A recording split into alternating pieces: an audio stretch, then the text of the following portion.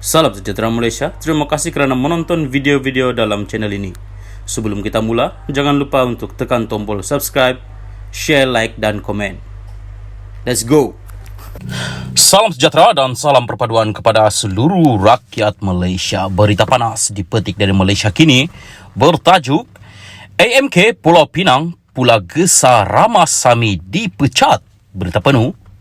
Pemuda PKR AMK Pulau Pinang menggesa kerajaan negeri memecat Timbalan Ketua Menteri 2 Pulau Pinang P. Ramasamy berikutan kenyataannya yang menggesa Perdana Menteri Anwar Ibrahim memecahkan dominasi orang Melayu dalam sektor perkhidmatan awam. Ketua Penerangan AMK Pulau Pinang Abzhar Nur Sharaf menyifatkan Ramasamy sebagai liability kepada Pakatan Harapan PH apabila berulang kali mengeluarkan kenyataan kontroversi yang tidak menguntungkan kerajaan, rakyat maupun negara. Ini bukan kali pertama beliau mengeluarkan kenyataan sebegini, malah sudah berulang kali. Isu ramai penjawat awam berbangsa Melayu bukanlah satu isu yang besar. Sebaliknya, beliau cuba mencuram minyak ke api bertujuan hanya untuk mencari perhatian dan sokongan murahan pihak-pihak tertentu, katanya. Menjawab gesaan supaya dia dipecat, Ramasamy memberitahu Malaysia kini dia menyeru reformasi dalam sektor perkhidmatan awam bukan untuk memecahkan dominasi orang Melayu. Ini adalah pembohongan terang-terangan yang diputar belit oleh media dengan agenda menyalahkan kaum tertentu, katanya dalam jawaban ringkas kepada Malaysia kini melalui mesej WhatsApp malam tadi. Kemarin, Ramasamy dalam catatan di Facebook berkata, sektor perkhidmatan awam telah diperkukuhkan dan kini memerlukan reformasi. Pemimpin DAP itu berkata, hujah lama yang memihak kepada penguasaan orang Melayu dan perkhidmatan awam untuk mengimbangi penguasaan ekonomi kaum Cina tidak lagi terpakai. Ini katanya adalah antara hujah yang digunakan Mahathir Mohamad untuk menginstitusikan hegemoni orang Melayu dalam sektor awam khususnya perkhidmatan awam. Sementara itu, Abzhar berkata Ramasamy sebagai pemimpin nombor 2 di Pulau Pinang harus lebih sedar dan berhati-hati ketika mengeluarkan kenyataan. Tindakan memecat beliau sewajarnya dilakukan pada ketika ini untuk memberi peluang kepada pemimpin lain yang lebih berkaliber dan layak menjadi orang nombor 2 di negeri ini, katanya.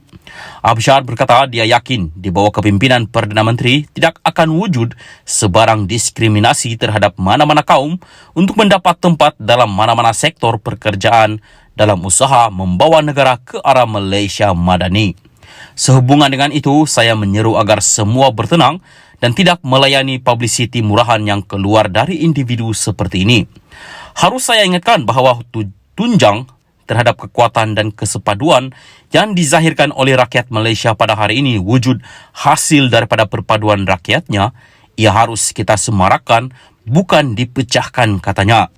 Semalam, Ahli Jawatan Kuasa Pusat Amanah Muhammad Sani Hamzan turut menggesa DAP memecat Ramasamy daripada jawatan Timbalan Menteri 2 Pulau Pinang.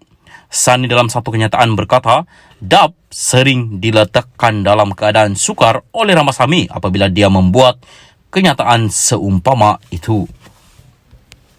Salam sejahtera dan selamat petang kepada seluruh rakyat Malaysia dan pendengar.